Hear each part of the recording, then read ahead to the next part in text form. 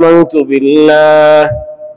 وعن جرير بن عبد الله رضي الله تعالى عنه قال: كنا جلوسا عند رسول الله صلى الله عليه وسلم إذ نظر إلى القمر ليلة البدر فقال: أما إنكم سترون ربكم كما ترون هذا القمر لا تضامون في رؤيته فإن استطعتم أن لا تغلبوا على صلاة قبل غروب الشمس وقبل غروبها فافعلوا. رواه البخاري ومسلم أو كما قال رسولنا صلى الله عليه وسلم. সকলে মোহাব্বত নিয়ে ভালোবাসা নিয়ে দুরূদ ইব্রাহিম পাঠ করি। আল্লাহুম্মা সাল্লি আলা মুহাম্মাদিন ওয়া আলা আলি মুহাম্মাদ কামা সাল্লাইতা আলা ইব্রাহিম ওয়া আলা আলি ইব্রাহিম ইন্নাকা হামিদুম মাজিদ। اللهم بارك على محمد وعلى آل محمد كما باركت على إبراهيم وعلى آل إبراهيم إنك حميد مجيد. আলহামদুলিল্লাহ, শুকরিয়া আদায় করছি আমাদের সেই মহান রবের, যিনি আমাদেরকে সালাতুল জুমা আদায় করার লক্ষ্যে পৃথিবীর শ্রেষ্ঠতম স্থান মসজিদের পরিবেশে এসে বসে যিনি আমাদেরকে কোরআন সুন্নাহ থেকে আলোচনা করার এবং শোনার সুযোগটুকু করে দিলেন, সেই রবের দরবারে দিল খুলে জবান খুলে সকলেই পড়ি বলি আলহামদুলিল্লাহ। মুহতারাম মুসাল্লিয়ান, আমি আপনাদের সম্মুখে সূরাতুল আসর তেলাওয়াত করেছি। রাসূলুল্লাহ সাল্লাল্লাহু আলাইহি ওয়াসাল্লামের বিশুদ্ধ বাণী সমূহ থেকে এক যুগে বুখারী মুসলিম সহ বহু হাদিসের কিতাবে বর্ণিত একখানা বাণী পাঠ করেছি। কোরআনের এই সূরাকে সামনে রেখে আল্লাহর রাসূলের এই বিশুদ্ধ বাণীকে পাঠ করে সামান্য কিছু আলোচনা করার চেষ্টা করব। ওয়া মা তাওফীকি ইল্লা বিল্লাহ। আমরা আলোচনা করছিলাম সূরাতুল আসর নিয়ে, যে সাহাবীরা একে অপরের সাথে যখন সাক্ষাৎ করতেন, সেটা পারিবারিক প্রয়োজনে হোক, ব্যক্তিগত প্রয়োজনই হোক অথবা রাষ্ট্রীয় প্রয়োজনই হোক, যে কোনো সাহাবী যখন অপর কোনো সাহাবীর সাথে দেখা হতো, প্রথমে সেই সব বিষয়ে জিজ্ঞাসা করতেন না, সালামও দিতেন না। সর্বপ্রথম যেই কাজটি করতেন, যে একজন সাহাবী অপর সাহাবীকে সূরাতুল আসর তেলাওয়াত করে শোনাতেন।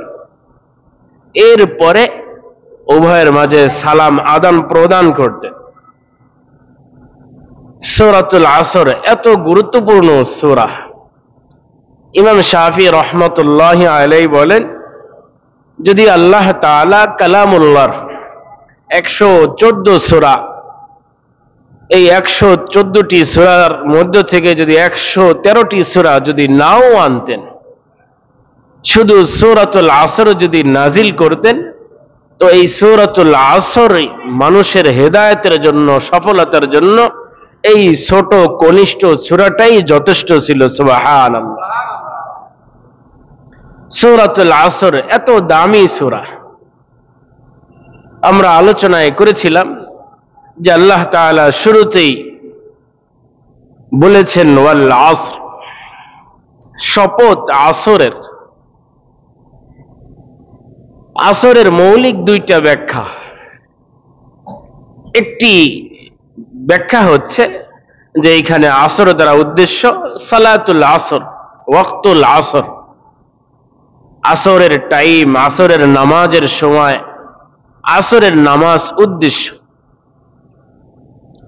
আরেকটি ব্যাখ্যা হচ্ছে এখানে আসর দ্বারা উদ্দেশ্য এটা কোনো টাইম না, বরং এখানে মানুষের হায়াত উদ্দেশ্য, যুগ, মানুষের পূর্ণ জীবন। আল্লাহ তাআলা দৈনন্দিন মানুষের উপর 5 ওয়াক্ত নামাজ ফরজ করেছেন। 5 ওয়াক্ত নামাজই ফরজ, 5 ওয়াক্ত ফরজ নামাজই অনেক দামি। এই 5 ওয়াক্ত নামাজের মধ্যে সবচেয়ে মর্যাদাপূর্ণ 2 ওয়াক্তের নামাজ সবচেয়ে দামি। একটি হচ্ছে আসরের নামাজ, অপরটি হচ্ছে ফজরের নামাজ। 5 ওয়াক্ত নামাজের মধ্য থেকে কোন নামাজ সেরা, শ্রেষ্ঠ, এই বিষয় নিয়ে ইসলামিক স্কলারদের মধ্যে কিছুটা মতপার্থক্য আছে। বাকি বিশুদ্ধ শুদ্ধ কথা এটাই, অধিকাংশ মুহাদ্দিসিন ইকরাম বলেন যে আল্লাহ তাআলা 5 ওয়াক্ত নামাজ ফরজ করেছেন। এই 5 ওয়াক্ত নামাজের মধ্যে সবচেয়ে দামি নামাজের নাম হচ্ছে সালাতুল আসরের নামাজ, সুবহানাল্লাহ। আর দ্বিতীয় ফজিলতপূর্ণ নামাজ হচ্ছে সালাতুল ফজর, ফজরের নামাজ। আসরের নামাজ এত দামি কেন? এর বহু কারণ আছে। যে মানব জীবনে এই আসরের নামাজ, এই সময়টি অত্যন্ত গুরুত্বপূর্ণ। ছোট, মাঝারি, যুবক, বয়োজ্যেষ্ঠ সমস্ত মানুষের জন্য এই আসরের টাইমটা অনেক গুরুত্বপূর্ণ। সকলেই ব্যস্ত থাকে এই সময়টিতে, কারো খেলায়, কারো অলসতায়, কারো কাজে, কারো সফরে। এই সময়টিতে কোনো মানুষ ফ্রি থাকে না, যে কোনো এক কাজে সে নিজেকে ব্যস্ত রাখে। এজন্যই আল্লাহর রাসূল আমাদেরকে সতর্ক করেছেন এই নামাজ যাতে তোমার হাতছাড়া না হয়। 5 ওয়াক্ত নামাজই ফরজ, তবে এই 5 ওয়াক্ত নামাজের মধ্যে সবচেয়ে সেরা দামি ফরজ নামাজ হচ্ছে সালাতুল আসর, আসরের নামাজ। তো আসরের দুটো ব্যাখ্যা।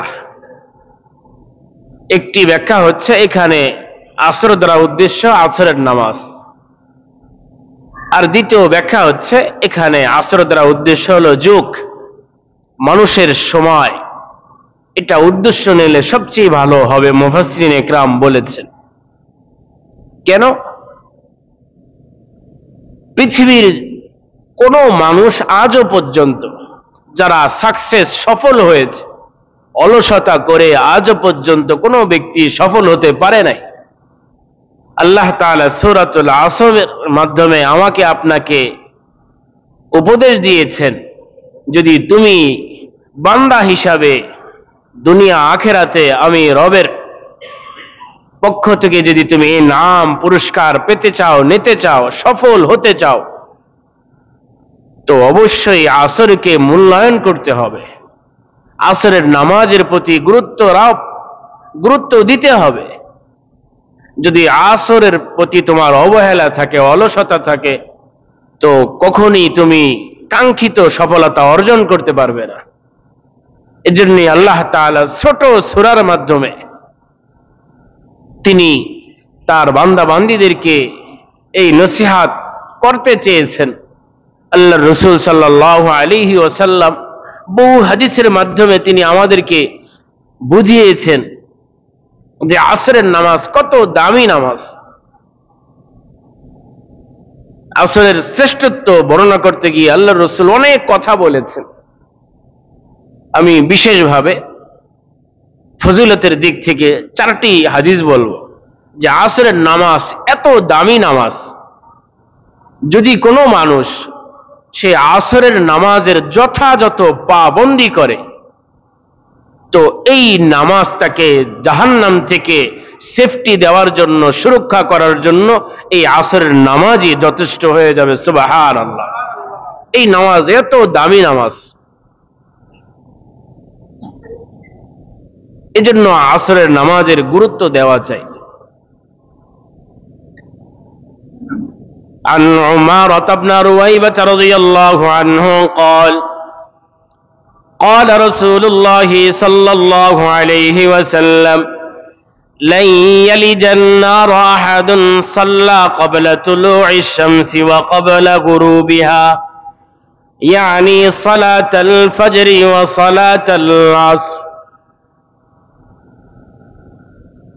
রাওয়াহুল বুখারী ওয়া মুসলিম। হযরত উমর ইবনে রুয়াইবা রাদিয়াল্লাহু আনহু বলেন, মুহাম্মদুর রাসূলুল্লাহ সাল্লাল্লাহু আলাইহি ওয়াসাল্লাম আসর ফজরের গুরুত্ব বোঝাতে গিয়ে তিনি হাদিস বর্ণনা করেন, লা ইয়ালিজান নার আহাদুন সাল্লা ক্বাবলা তুলুইশ শামসি ওয়া ক্বাবলা গুরুবিহা। সেই সব ব্যক্তিবর্গরা কখনই জাহান্নামে প্রবেশ করবে না, কখনই জাহান্নামে নিক্ষিপ্ত হবে না, যারা সূর্য অস্ত যাওয়ার আগের নামাজ, সূর্য উদয় হওয়ার আগের নামাজ নিয়মিত পড়ে। সুবহানাল্লাহ। সূর্য অস্ত যাওয়ার আগের নামাজ আসরের নামাজ, সূর্য উদয় হওয়ার আগের নামাজ ফজরের নামাজ, যদি এই দুই সালাত দয়, এই দুই নামাজ যদি কেউ পড়ে তো কখনই সে জাহান্নামে নিক্ষিপ্ত হবে না। হাদিসটি বুখারী মুসলিম সহ আরো বহু হাদিসের কিতাবে এসেছে।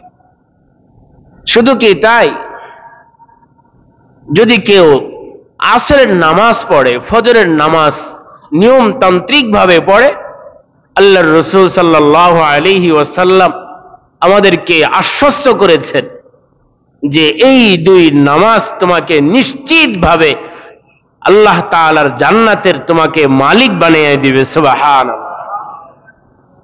عن أبي موسى الأشعري رضي الله عنه قال قال رسول الله صلى الله عليه وسلم من صلى البردين دخل الجنة رواه متفق عليه। হাদিসটি বুখারী মুসলিম সহ হাদিসের কিতাবে এসেছে।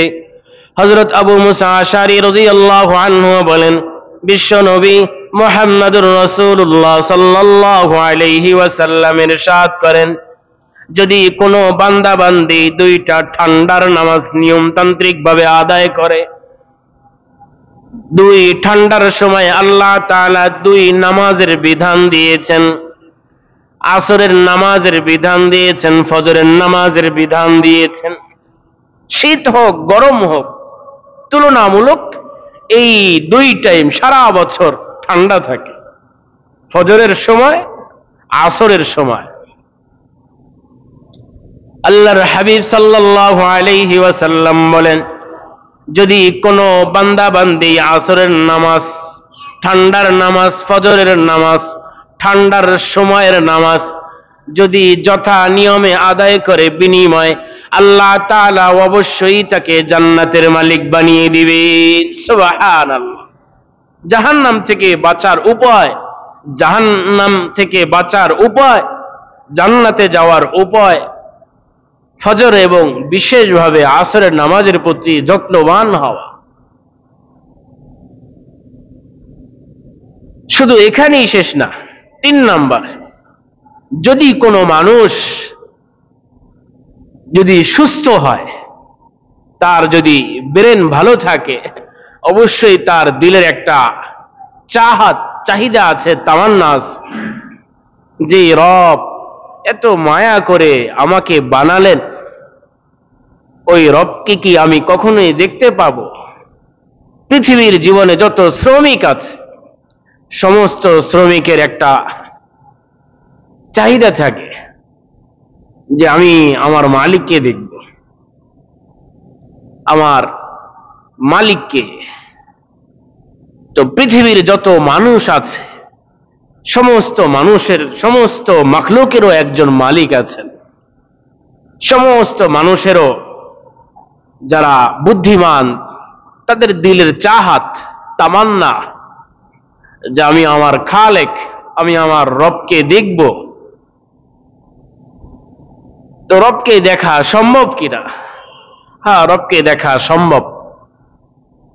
আল্লাহ তাআলা সূরাতুল কাহফ একেবারে সর্বশেষ আয়াতে বলেছেন, ফামান কানা ইয়ারজু লিকাআ রাব্বিহ ফালইআমাল আমালান সালিহা ওয়ালা ইউশরিক বিইবাদাতি রাব্বিহি আহাদা। যে বান্দা বান্দি তার দিলের উদ্দেশ্য হচ্ছে আমি রবের সাথে সাক্ষাৎ করবে, ফামান কানা ইয়ারজু লিকা রাব্বি, যে চায়, যার মনের চাহিদা, যার তামান্না, যার আকাঙ্ক্ষা আমি রবের সাথে সাক্ষাৎ করবে, মিলবে, আমি তাকে দেখা দিব, সে আমাকে দেখবে। যদি কোনো বান্দা বান্দির মধ্যে এই তামান্না থাকে, এই আশা থাকে, তার জন্য কি করণীয়? পৃথিবীর মানুষ বলে আপনি আমার সাথে কথা বলতে চান, অমুক সময় আপনি কল দিবেন। আমার সাক্ষাৎ চান, তো আমার নিজস্ব চেম্বার আছে, অমুক জায়গায় বাড়ি আছে, ঠিকানা দিয়ে যায় যে ওখানে গেলে আপনি আমাকে পাবেন, ওটা আমার এলাকা, ওটা আমার বাড়ি, ওটা আমার অফিস, ওখানে গেলে আপনি আমার লোকেশন পেয়ে যাবেন। আল্লাহ তাআলাও তিনি তার পরিচয়, তার সাক্ষাৎ আমি আপনি কোন মাধ্যমে করব, কি পাওয়ারে, পাওয়ারফুল হয়ে আমার রব আমার সাক্ষাৎ দিবেন। আল্লাহ তাআলা বিশেষভাবে এই আয়াতে দুইটা আমলের কথা বলেছেন, ফালইয়ামাল আমালান সালিহা ওয়ালা ইউশরিক বিইবাদাতি রাব্বিহি আহাদা।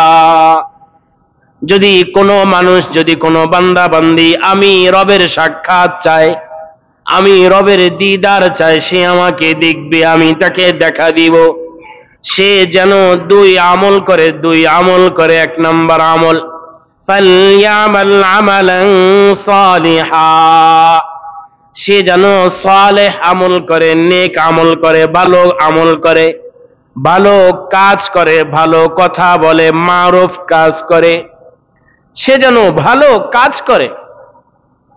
দুই নাম্বার ওয়ালা ইউশরিক বিইবাদাতি রাব্বিহি আহাদা, সে ভালো আমল করবে তো বটে, এই ভালো আমল করার ক্ষেত্রে কোনো আমলে জানে সে আমার সাথে অন্য কাউকে শরীক না করে, সে যাতে শরীক না করে, মুশরিক না হয়।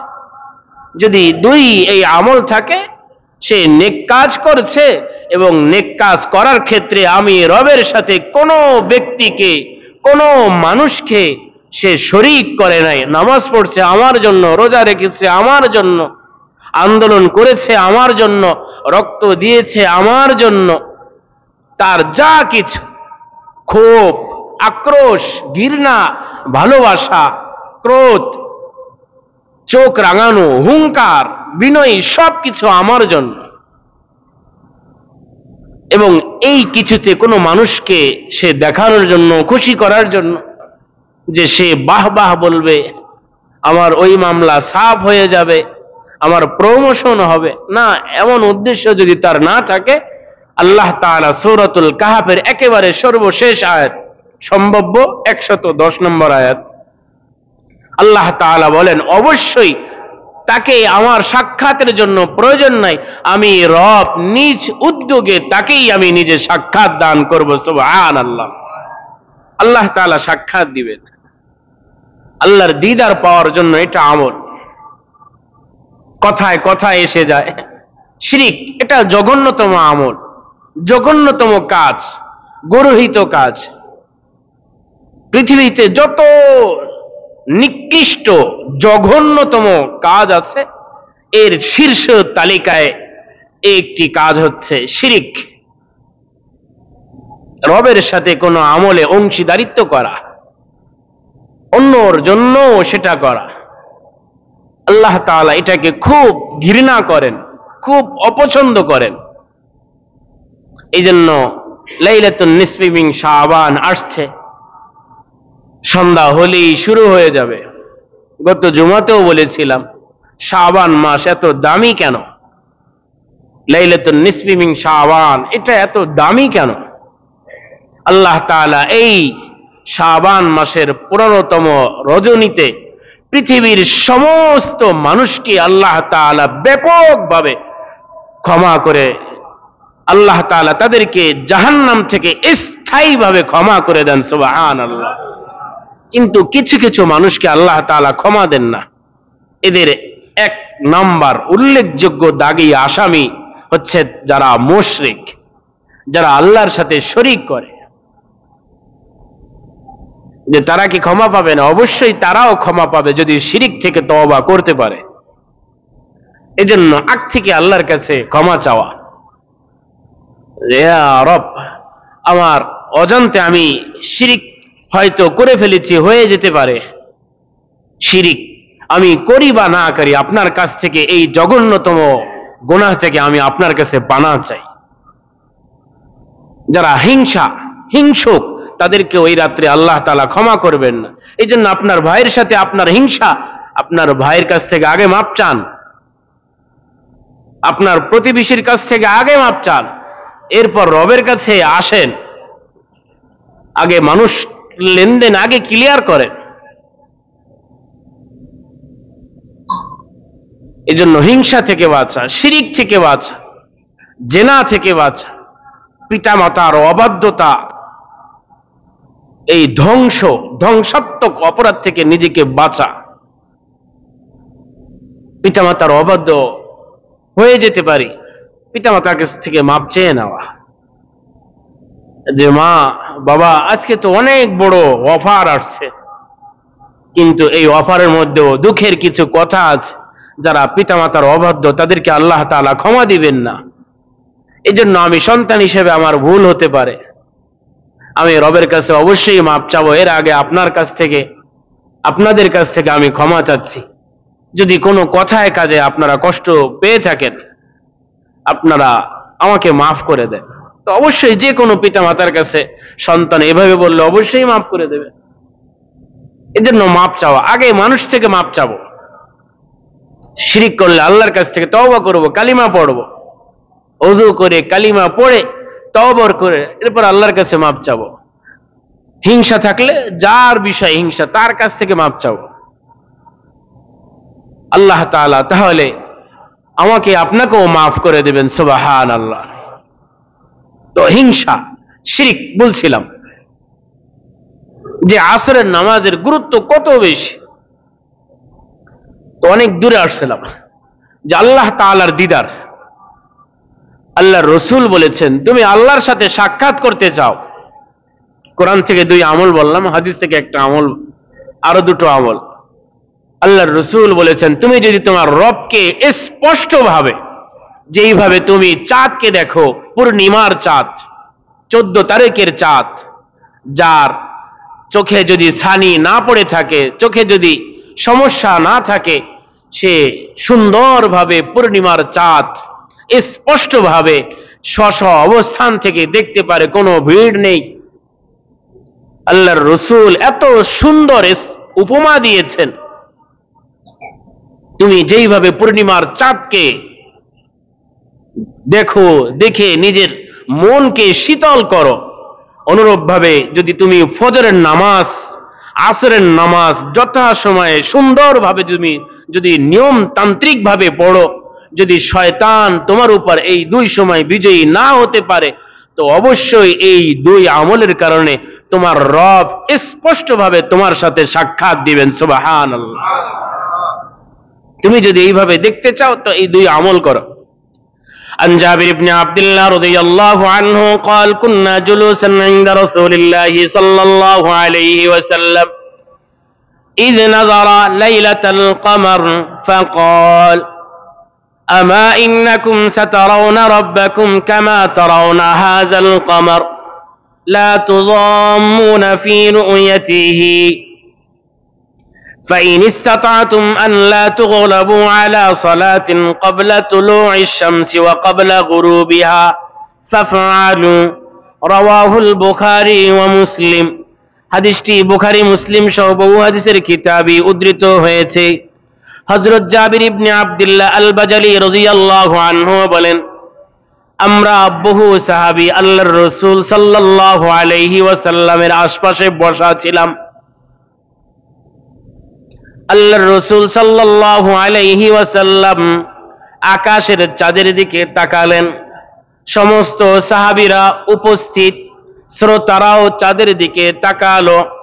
আল্লাহর রাসূল সাল্লাল্লাহু আলাইহি ওয়াসাল্লাম আমাদের লক্ষ্য করে তিনি বললেন, ইন্নাকুম সাতারাউনা রাব্বাকুম কামা তারাউনা হাযাল কমার।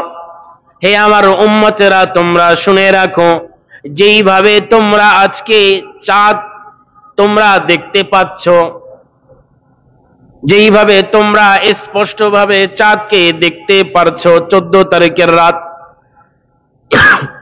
এইভাবে এক সময় তোমরা তোমাদের রবকে তোমরা দেখতে পাবে। সুবহানাল্লাহ। এইভাবেই তোমরা তোমাদের রবকে দেখতে পাবে। কি করলে? লা তুযাম্মুনা ফি রু'য়াতিহি। এই রবকে দেখার ক্ষেত্রে কোনো কষ্ট হবে না যে ভিড় পড়ছে। অনেক সময় ভালো জিনিস আসে, ভিড়ের কারণে দেখা যায় না, কিন্তু না, এমন হবে না যে তুমিও দেখবা, সেও দেখবে, তারাও দেখতে পারবে, তোমরাও দেখতে পারবা। দেখার ক্ষেত্রে কোনো কষ্ট হবে না। যেইভাবে সূর্যকে চাঁদকে দেখতে কোনো কষ্ট হয় না। ছোটও দেখতে পারে, বড়ও দেখতে পারে, ধনীরাও দেখতে পারে, অসহায়রাও দেখতে পারে। তো কি করতে হবে? আল্লাহর রাসূল সাল্লাল্লাহু আলাইহি ওয়াসাল্লাম বলেন, ফাইন ইসতাতাতুম আল্লা তুগলাবু আলা সালাতিন ক্বাবলা তুলুইশ শামসি ওয়া ক্বাবলা গুরুবিহা ফাফআলু। যদি তোমরা তোমাদের রব্বে কারীমকে এইভাবে দেখতে চাও, দেখার আকাঙ্ক্ষা থাকে, তামান্না থাকে, স্বাদ থাকে, যদি তোমার সাধ্যে কুলায়, তাহলে সূর্য উদয় হওয়ার আগের নামাজ, সূর্য অস্ত যাওয়ার আগের নামাজ তোমরা নিয়মতান্ত্রিক ভাবে আদায় করিও।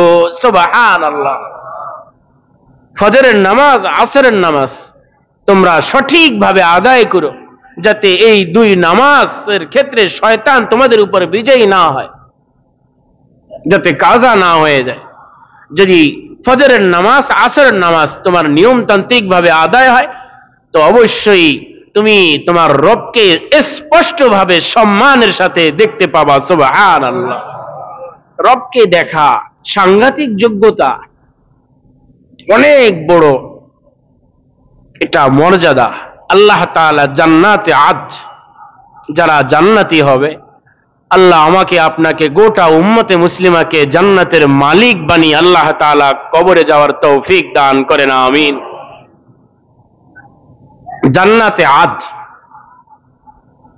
বহু জান্নাত থাকবে। জান্নাত নিয়ে আলোচনা করেছিলাম, আপনাদেরকে শুনিয়েছিলাম জান্নাত। এজন্য চর্চা করবেন, পড়ালেখা করবেন।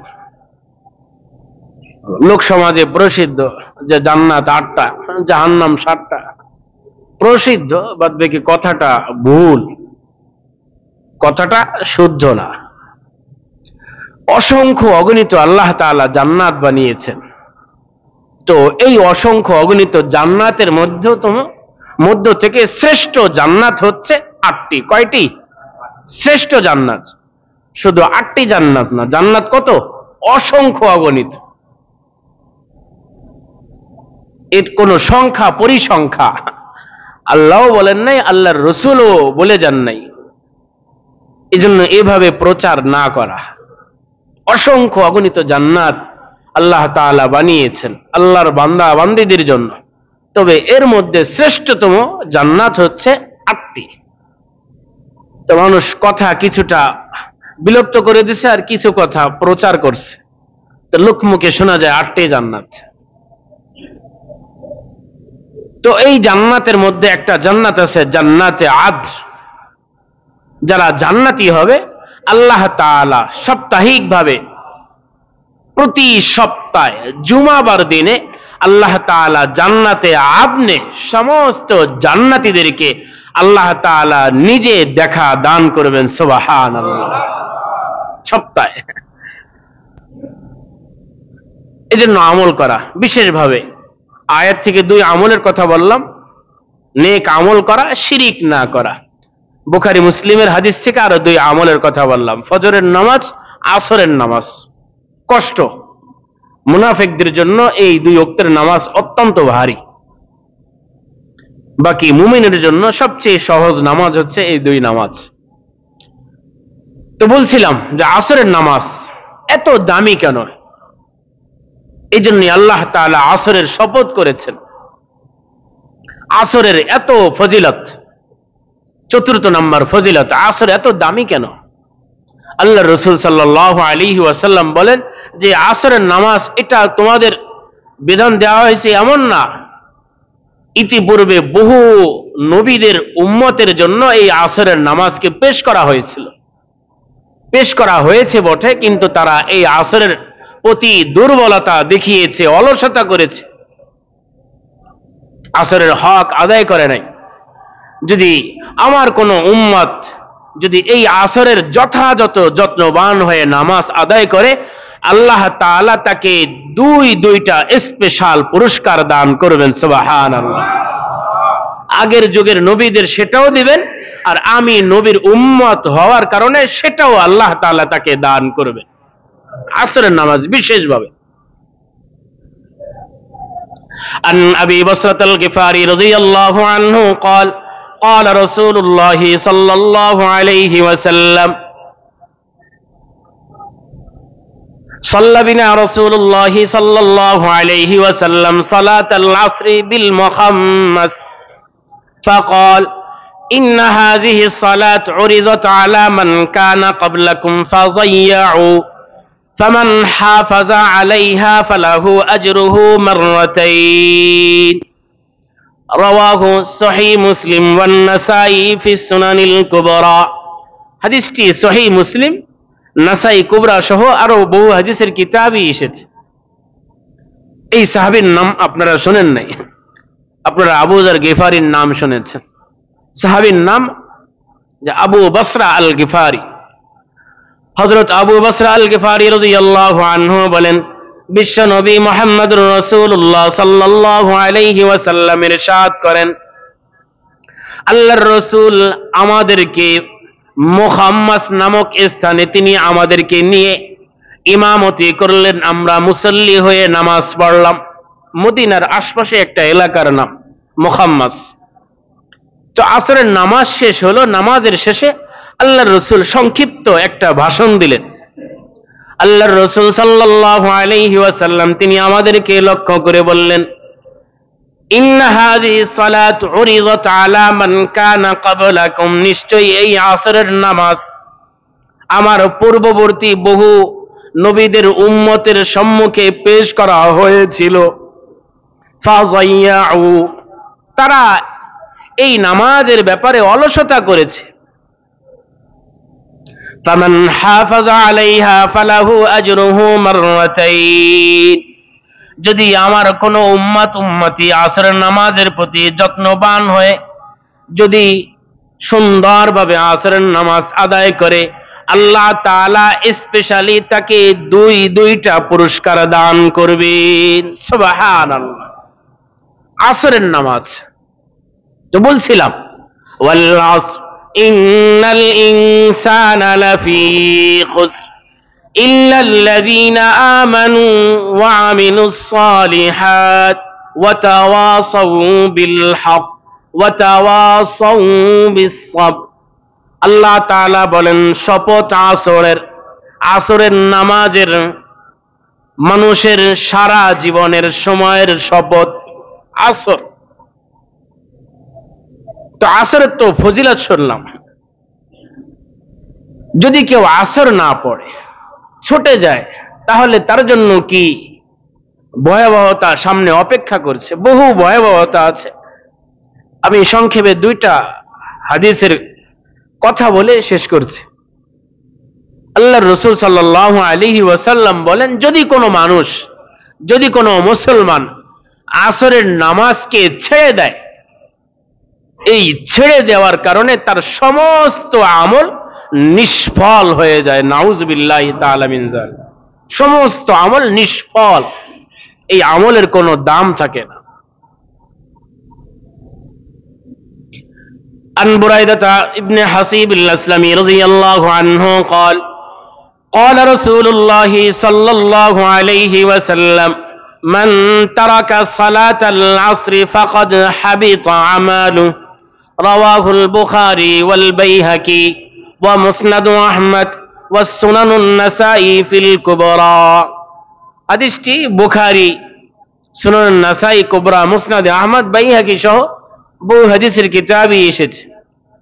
হযরত বুরাইদা ইবনে হাসিবুল আসলামী রাদিয়াল্লাহু আনহুমা বলেন, বিশ্বনবী মুহাম্মদুর রাসূলুল্লাহ সাল্লাল্লাহু আলাইহি ওয়াসাল্লাম ইরশাদ করেন, যদি কোনো বান্দা বান্দি আসরের নামাজকে ছেড়ে দেয়, তারাকা, যদি কেউ আসরের নামাজকে স্ব-ইচ্ছায় ছেড়ে দেয়, ফাকাদ হাবিতা আমালুহু, অবশ্যই তার সমস্ত আমল বাতিল হয়ে যায়। নাউযুবিল্লাহি তাআলা, তার সমস্ত আমল বাতিল। অপর হাদিস, আল্লাহর রাসূল সাল্লাল্লাহু আলাইহি ওয়াসাল্লাম বলেন, যে ব্যক্তি আসরের নামাজ ছেড়ে দিল, তার পরিবার পরিজন সব কিছু তার হাতছাড়া হয়ে গেল, সব শেষ হয়ে গেল। যদি কারো আসরের নামাজ হাতছাড়া হয়, শুধু তার আসর হাতছাড়া হলো না, তার জিন্দেগীর সমস্ত সফলতা হাতছাড়া হয়ে গেল। এই জন্য খুব ভালো করে দেখবেন, ঈমানের বুদ্ধি দিয়ে, ঈমানের নজর দিয়ে দেখবেন, যারা আসর নামাজ পড়ে না, এদের জীবনে সফলতা নেই, এদের জীবনে সুখ সমৃদ্ধি এটা এদের জীবনে নেই। হয়তো কিছু কাগজ গোনে, কিছু কাগজ জমা করে, কিন্তু সুখ সমৃদ্ধি ভালোবাসা আল্লাহ তাআলা এদের জন্য বরাদ্দ দেন নাই। আব্দুল্লাহ ইবনে ওমর রাদিয়াল্লাহু আনহুমা থেকে রিওয়ায়াত, قال رسول الله صلى الله عليه وسلم من ترك صلاة العصر فكأنما وتر أهله وماله। হযরত আব্দুল্লাহ ইবনে ওমর রাদিয়াল্লাহু আনহুমা বলেন, বিশ্ব নবী মুহাম্মদুর রাসূলুল্লাহ সাল্লাল্লাহু আলাইহি ওয়াসাল্লাম ইরশাদ করেন, যে ব্যক্তি আসরের নামাজ ছেড়ে দিল, আসরের নামাজ তার হাত ছাড়া হয়ে গেল, কেমন যেন পরিবার পরিজন ধন সম্পদ সবকিছু তার হাত ছাড়া হয়ে গেল, সবকিছু তার হাত ছাড়া হয়ে গেল। বুখারী মুসলিম সহ বহু হাদিসের কিতাবে এসেছে। এজন্যই আল্লাহ তাআলা আসর এর গুরুত্ব বোঝানোর জন্য আসরের শপথ করেছেন, ওয়াল আসর, শপথ আসরের। তো বলছিলাম আসরের দুই ব্যাখ্যা। এক নাম্বার ব্যাখ্যা, সালাতুল আসর আয় ওয়াক্তুল আসর, আসরের নামাজের সময়, আসরের টাইম। দুই নাম্বার, এখানে আসর দ্বারা উদ্দেশ্য আদ-দাহার, যুগ, মানুষের জীবনের পূর্ণ সময়, এখানে উদ্দেশ্য। আল্লাহ তাআলা কুরআনুল হাকিমের বহু সূরায়, বহু জায়গায়, বহু আয়াতে বিভিন্ন সময়ের শপথ করেছেন। ওয়াল ফাজর ওয়ালায়ালিন আশর, ফজরের শপথ, 10 রাত্রির শপথ। ওয়াল্লাইলি ইযা ইয়াগশা ওয়ান নাহারি ইযা তাজাল্লা, রাত্রের শপথ, দিনের শপথ। ওয়াযুহা ওয়াল্লাইলি ইযা সাজা, চাঁদের শপথ। ওয়াত্তিন, তিন ফলের শপথ। লা উকসিমু বিয়াউমিল কিয়ামাহ, কিয়ামত দিবসের শপথ। বিভিন্ন সময়ের শপথ আল্লাহ তাআলা করেছেন, কিন্তু এখানে আসর আল্লাহ তাআলা, মুফাসসিরিন ইকরাম বলেন, সবচেয়ে ভালো হবে যে আল্লাহ তাআলা এখানে আসর দ্বারা কোন সময়ের শপথ করেননি, এখানে আসর দ্বারা মানুষের সারা জীবনের সময়ের শপথ আল্লাহ তাআলা করেছেন। মানুষকে বোঝানোর জন্য মানুষকে বুঝিয়েছেন, বান্দা তুমি যদি তোমার হায়াতকে আমার মতন, আমার শরীয়তের মতন, আমার রাসূলের দ্বীনের মতন যদি তুমি তোমার জীবন যৌবনকে না বানাও, না কাটাও, তো তুমি আখিরাতের জীবনে, দুনিয়াতের জীবনে কখনো তুমি সফল হতে পারবে না। সময় এটা অনেক গুরুত্বপূর্ণ সময়। এই কথা বলি আলোচনা শেষ করছি। আল্লাহর রাসূল আমাকে আপনাকে সকলকেই বলেছেন, পৃথিবীর সমস্ত মানুষ, আলেম জাহেল পীর মুরিদ, রাজনীতিক অরাজনীতিক, শিক্ষিত অশিক্ষিত, শহর গ্রামের বন্দরের সমস্ত মানুষ আল্লাহ তাআলার দুই নিয়ামতের ব্যাপারে সকলেই উদাসীন। আল্লাহর রাসূল বলেছেন সমস্ত মানুষ আল্লাহর বিশেষ দুই নিয়ামতের ব্যাপারে সকলেই ধোঁকায়, সকলেই প্রতারিত। আন আব্দুল্লাহ ইবনে আব্বাস রাদিয়াল্লাহু আনহুমা قال أن رسول الله صلى الله عليه وسلم قال نعمتان مغبون فيهما كثير من الناس الصحة والفراغ। হাদিসটি বুখারী মুসলিম সহ হাদিসের কিতাবেই পাবেন। আব্দুল্লাহ ইবনে আব্বাস রাদিয়াল্লাহু আনহুমা বলেন, মুহাম্মদুর রাসূলুল্লাহ সাল্লাল্লাহু আলাইহি ওয়াসাল্লাম ইরশাদ করেন, আল্লাহ তাআলার দুইটা নিয়ামত এমন আছে, নিয়ামতান, আল্লাহ তাআলার অতুলনীয় দুইটা নিয়ামত এমন আছে, মাগবুনুন ফীহিমা কাসীরুম মিনান নাস, যেই দুই নিয়ামতের ব্যাপারে অধিকাংশ মানুষ ধোঁকায়, অধিকাংশ মানুষ যেই দুই নিয়ামতের ব্যাপারে প্রতারিত হয়, ধোঁকা খায়। দুই নিয়ামত কি? এক নম্বর আস-সিহা, দুই নম্বর আল ফারাগ। এক নম্বর নিয়ামত হচ্ছে সুস্থতা, দুই নম্বর নিয়ামত হচ্ছে অবসর। আজকে সুস্থ আছি, এই বছর সুস্থ আছি, এই যুগে সুস্থ আছি, আগামী যুগ কেমন হবে? সুস্থতার ব্যাপারে সকলেই ধোঁকা খায়। না, আরেকটু দুষ্টামি করে নি, মাত্র 30 বছর, মাত্র 20 বছর। আবার যার 70 হয়েছে সেও বলে মাত্র 70 বছর। সব জায়গায় মাত্র, দুনিয়ার জীবনে সব জায়গায় লেখা থাকে 100 কোটি পরে লেখা থাকে মাত্র। আল্লাহর রাসূল বলেছেন, মানুষের লোভ কবরের মাটি, লা ইয়ামলাউ ইবনু আদম ইল্লা তুরাব, বুখারী মুসলিমের যৌথ রিওয়ায়াত। মানুষের পেট একমাত্র কবরের মাটি মানুষের পেট ভরবে। কবরের মাটি ছাড়া মানুষের চোখ ও মানুষের চোখের খিদা, পেটের খিদা কোনোদিন এটা নিবারণ হবে না। যার হয় তার আরো চায়, আর যার নাই তো নাই। তো মাত্র সুস্থতা, এটা অনেক বড় নিয়ামত। আল্লাহ তাআলা সুস্থ দিয়েছেন, কাজে লাগাই। এখন অবসর আছি, ব্যস্ততা নাই, কাজে লাগাই। ওটা কখনো না আনি যে ব্যস্ত আরো কত অবসর থাকবো, না, এটা ভুল ধারণা, শয়তানি। শয়তান আমাকে আপনাকে এটা বুঝতে দিচ্ছে না। এই জন্য সুস্থতার ব্যাপারে, অবসরের ব্যাপারে যাতে আমি ধোঁকা না খাই, সুস্থ আছি এটাকে কাজে লাগাই, ভালো কাজ করি, নিজের জীবনকে সাজাই, দুনিয়াকেও সাজাই, আখিরাতকেও গুছাই। অবসর নিজেও ফিট হই, নিজের দুনিয়াকেও হিট করি, আখিরাতকে আরো বেশি হিট করি। আল্লাহ আমাকে আপনাকে সকলকে বুঝ দান করেন। ধারাবাহিকভাবে আলোচনা চলবে। তো যেহেতু সামনে আসছে লাইলাতুন নিসফি মিন শাবান, সবসময় মনে রাখবেন, গত জুমায় বলেছিলাম শবে বরাত এটা কোরআন হাদিসের শব্দ না। যেরকম নামাজ কোরআন হাদিসের শব্দ না, কোরআন হাদিস আরবি ভাষায়, নামাজ ফার্সি ভাষায়, ভাষাই ভিন্ন। তা নামাজ আপনি কোরআন হাদিসের ভাষা কিভাবে হবে? শবে বরাত এটা ফার্সি ভাষা। তো কোরআন হাদিসের শব্দ হচ্ছে লাইলাতুন নিসফি মিন শাবান। বলেন লাইলাতুন নিসফি মিন শাবান, এটা হলো কোরআন এবং হাদিসের শব্দ। এই শব্দ আপনি সার্চ দিলে বহু হাদিস পাবেন, শত শত, ডজনে ডজনে লাইলাতুন নিসফি মিন শাবান, শবে বরাতের হাদিস আপনি পেয়ে যাবেন। শবে বরাত এটা অনেক দামি রাত। শাবান মাস, শুধু শবে বরাত না। আমি গত জুমা এই জন্যই বলেছিলাম যে শাবান কেন দামি। তো বলেছিলাম পুরা শাবান মাসে আল্লাহ তাআলার সম্মুখে সারা বছরের বান্দা বান্দির আমল নামা এই পূর্ণ শাবান মাসে পেশ করা হয়।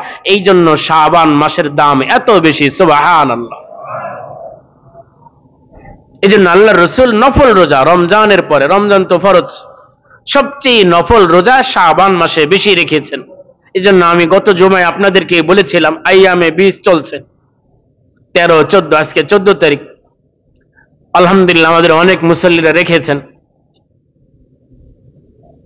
বৃহস্পতি, শুক্র, শনি 3টা আইয়ামে বীজের রোজাও হয়ে যাবে, লাইলাতুন নিসফি মিন শাবানের আমল হয়ে যাবে, শাবান মাসের আরো রোজাও হয়ে গেছে। একভাবে এক আমলে 3 জিনিসের সওয়াব। সামনে আরো আমল আসতেছে বৃহস্পতিবার, সোমবার। তো লাইলাতুন নিসফি মিন শাবান কোরআন হাদিস দ্বারা প্রমাণিত, বহু সহিহ হাদিস আছে। প্রায় 12 জন সাহাবী থেকে লাইলাতুন নিসফি মিন শাবান, মানুষ যেটাকে শবে বরাত বলে, এই ব্যাপারে প্রায় 1 ডজন সাহাবী থেকে বহু হাদিস এসেছে। কিছু হাদিস সহিহ, কিছু হাদিস হাসান, কিছু হাদিস জয়ীফ। শবে বরাতের ব্যাপারে বাড়াবাড়িও আছে, ছড়াছড়িও আছে, বাড়াবাড়ি করব না। যারা করি যতটুকু আছে ততটুকুই করব। আল্লাহর রাসূল এই লাইলাতুন নিসফি মিন শাবান রাতকে ইবাদতের মাধ্যমে কাটিয়েছেন। হযরত আলী ইবনে আবি তালিব রাদিয়াল্লাহু তাআলা আনহু বলছেন, আল্লাহর রাসূল বলেছেন, কুমু লাইলাহা, শবে বরাতের রাতকে ইবাদতের মাধ্যমে কাটাও। আপনি লাইলাতুল কিয়ামের মাধ্যমে কাটাতে পারেন, দীর্ঘ কিয়াম করতে পারেন, দীর্ঘ রুকু, দীর্ঘ সিজদা, দীর্ঘ তেলাওয়াত, দীর্ঘ তাসবিহ, দীর্ঘ ইস্তিগফার, যে কোনো আমল আপনি রাত কাটাতে পারেন। ওয়াসুমু নাহারাহা, এবং পরের দিন রোজার মাধ্যমে কাটা। আম্মা জান আয়েশা রাদিয়াল্লাহু তাআলা আনহা থেকে হাদিস আসছে, আল্লাহর রাসূল এই রাত্রে একাকী ভাবে, ইনফিরাদি ভাবে কবর জিয়ারত করেছেন। এজন্য আপনি কবর জিয়ারত করতে পারেন, বাকি দলে দলে না, এটা নিষেধ। হ্যাঁ, আপনি চলে গেছেন, আর একজন ব্যক্তি চলে গেছে, আর একজন ব্যক্তি চলে গেছে, ওখানে গিয়ে দল হয়ে গেছে, এটা সমস্যা নেই, আপনি তো দাওয়াত দেন নাই। যার যার মতন কবর জিয়ারত করতে পারি, কোনো সমস্যা নাই। উন্মুক্ত আমল করা যাবে পুরনো রাত, পরের দিন, এবং বিশেষভাবে কবর জিয়ারত করা। আর বিশেষভাবে এই রাতের এত গুরুত্ব কেন, আমি আগেও বলেছি, গত জুমায় বলেছি। হযরত আবু মুসা আশআরী রাদিয়াল্লাহু আনহু বলেছেন, মুআয ইবনে জাবালও বলেছেন, আম্মা জান আয়েশা রাদিয়াল্লাহু তাআলা আনহা থেকেও রিওয়ায়াত আছে, আবু সাঈদ খুদরি থেকেও আছে, বহু সাহাবী থেকে বর্ণিত আছে। নাসিরউদ্দিন আলবানী, আহলে হাদিস ভাইরা যাদেরকে সবচেয়ে বড় গুরু মনে করেন, নাসিরউদ্দিন আলবানীর সিলসিলাতুস সহিহার মধ্যেও এই হাদিসটি এসেছে। সহিহুল জামিউ তো হাদিসটি নাসিরউদ্দিন আলবানী রাহিমাহুল্লাহ এনেছেন, হুজুর সহিহ বলেছেন। আল্লাহর রাসূল বলেন, ইন্নাল্লাহা ইয়াত্তালিউ লাইলাতান নিসফি মিন শাবান ফায়াগফিরু লিজামিই খালকিহি ইল্লা লিমুশরিকিন আও মুশাহিন। আল্লাহ তাআলা শাবান মাসের এই 15 রাতে পৃথিবীর সমস্ত শ্রেণীর মানুষকে আল্লাহ তাআলা আমভাবে ক্ষমা করে দেন, শুধু মুশরিক এবং বিদ্বেষ পোষণকারী ছাড়া। তো এই রাতটা অনেক গুরুত্বপূর্ণ না? এর চেয়ে আমাদের আর কোনো কি পাওয়া হতে পারে যে আমার রব আমাকে মাফ করে দিবেন? আর কি পাওয়া? তো এর বেশি আর বাড়াবাড়ি করব না। বেশি মসজিদ, কবরস্থান, আলোকসজ্জা করব না। হালুয়া রুটি আলহামদুলিল্লাহ আমাদের এই সমাজে নাই, তারপরে যদি কেউ না জেনে থাকে জানাই দেবেন। আলহামদুলিল্লাহ এখন তো সারা বছরই আমাদের অনেক অসুস্থ রোগীরা আছে, সারা বছরই রুটি খায়। তা আপনার এই দিনে হালুয়া রুটি কি খাওয়ার দরকার আছে? অন্য দিনে খান, মানুষকে কুসংস্কার থেকে বাঁচান। আল্লাহ তাআলা আমাদের সকলকে আমলের তৌফিক দান করেন। যারা সুন্নাহ পড়ে না, কবলা 4 রাকাত সুন্নাত পড়ে।